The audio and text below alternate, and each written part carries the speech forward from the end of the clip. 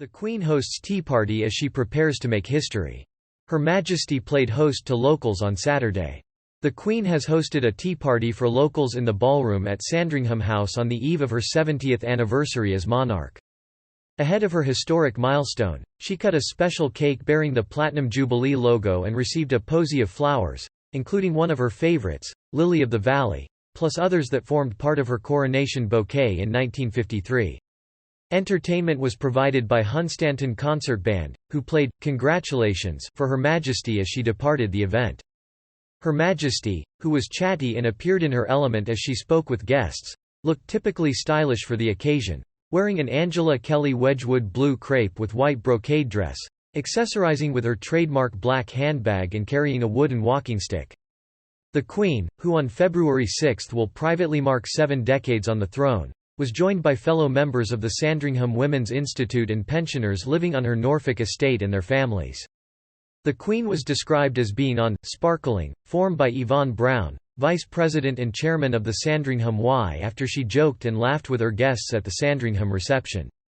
The 95-year-old head of state arrived at the event with a wooden walking stick she leaned on sagely as she leaned forward to chat to the visitors who were seated around tables waiting for a tea to be served but stood up to chat to the Queen. One of the first guests she met was Angela Wood, who as a student was tasked by royal florist and cookery doyenne Constance Spry and Cordon Bleu chef Rosemary Hume to help perfect their dish of coronation chicken for the crowning of the Queen in 1953. Mrs. Wood made the Queen laugh when she told the monarch she spent days and days altering it for Constance Spry and Rosemary Hume. Commenting on how the recipe for coronation chicken has likely developed over the years, the Queen told Angela, "It's probably changed because in those days we did some things quite differently." Sean Mason, a junior sous chef, had created tiny bite-sized morsels of the coronation chicken, chicken with curry spices, apricot in a savory tartlet, and he carried a tray of his creations into the ballroom and announced they were available to sample. As the morsels were placed between the Queen and Mrs. Wood to try, the room erupted with laughter when the Queen quipped, "I'll go away." She turned to add, "You can tell me what you think when I come back."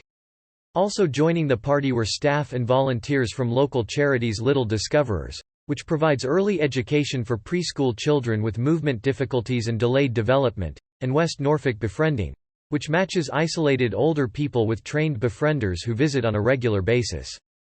Harry Humphrey, Mayor of Kings Lynn, also presented the Queen with a loyal address and Platinum Jubilee mosaic created by schoolchildren from across West Norfolk. The Queen has been a member of the Sandringham branch of the Women's Institute since 1943, later taking over as president of the organization from the Queen Mother following her death in 2002.